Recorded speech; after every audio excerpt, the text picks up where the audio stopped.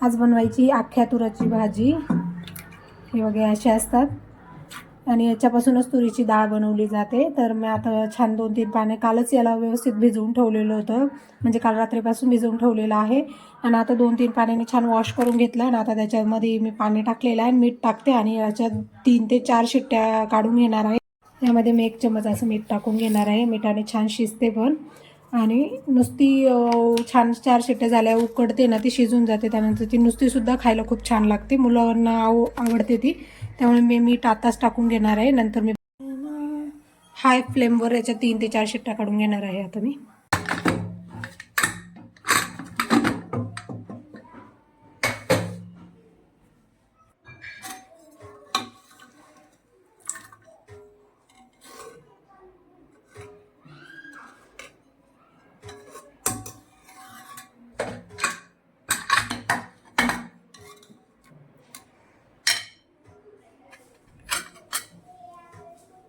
एकदम मऊसूत अशी शिजलेली आहे।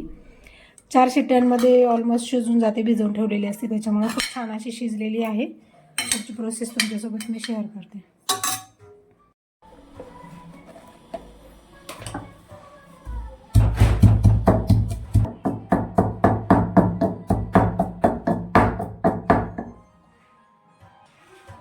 एक टोमॅटो कापून घेतलेला आहे, एक कांदा कापून घेतला आणि 5-6 पाकळ्या असे लसूण मी छान असे खलबत्त्यामध्ये ठेचून घेतलेले आहे।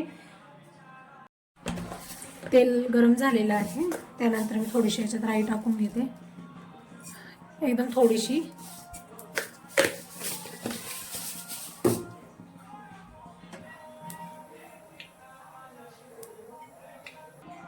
राई छान अशी तडतडली त्यानंतर आपण त्यात ठेचलेला लसूण तो घालून घेते।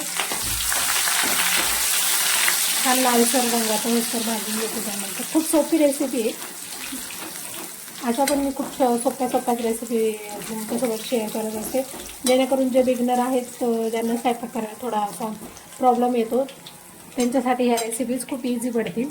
त्यानंतर मी एक छोटा कांदा असा कापून घेतलेला आहे, तो सुद्धा मी छान लालसर मऊसूत होईस्तोवर घेणार आहे। त्याला तळून तेलामध्ये फ्राय करून घेते।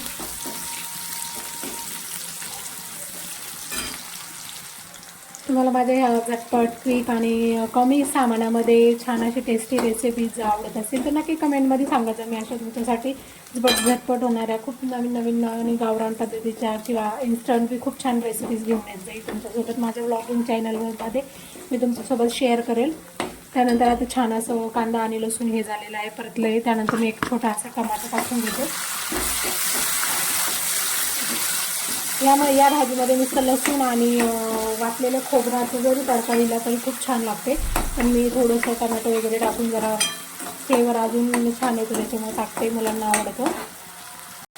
आता टमाटा हा पटकन शिजावा त्यासाठी मी टाकते यामध्ये थोडंसं मीठ, आणि मीठ जरा सांभाळून टाकते, म्हणजे कमी टाकते, कारण की ऑलरेडी आपण जे भाजी बनवतो ते उकडताना मी त्यामध्ये सुद्धा मीठ घातलेले, म्हणून एकदम थोडंसं असं फक्त टमॅटो मऊसूत होतं लागेल तेवढंच मीठ टाकले, थोडंसं टमॅटोसुद्धा।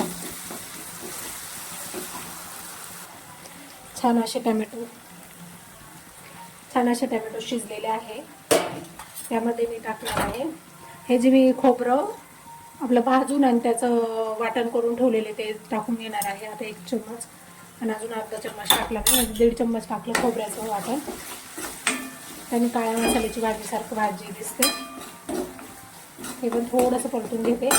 त्यानंतर टाकणार आहे मी यामध्ये लाल तिखट चवीनुसार, तुम्हाला हवं तसं वापरू शकता। त्यानंतर धने पावडर, मी थोडी धने पावडर जास्तच वापरते कारण मी मसाला इतका यूज करत नाही त्यामुळे। त्यानंतर टाकली मी थोडीशी हळद चिमूटभर, आणि त्यानंतर मसाला। हे छान असं व्यवस्थित परतून घेऊया, त्यामध्ये तेल सुटतं।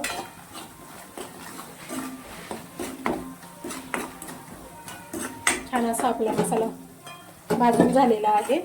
त्यानंतर मी ही जी उकडलेली उसळ आहे ती यामध्ये घालून घेणार आहे।